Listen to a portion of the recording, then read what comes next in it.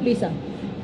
Hi, Sir Luisa from PTV. Sir, malinaw lang po na yung mga hindi ipo-proclaim, hindi ibig sabihin iaakyat yung ibang mga party list na nasa dulo. Sila pa rin yun, sir? Hindi muna natin yung masasabi.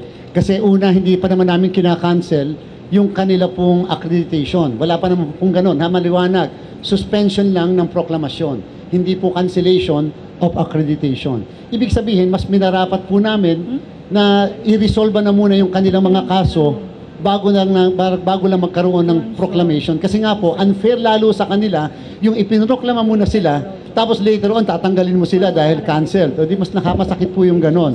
Alam po natin, umaasa maaari sila, kaya lang, ang naging desisyon is meron kasing serious allegation. Ang eksaktong word ng National Board ay considering the serious allegations raised in the petitions filed against these two party list, then the National Board decided to suspend their proclamations. They won, but suspended ang proclamation para lang ma-resolve namin ang kaso after the proclamation.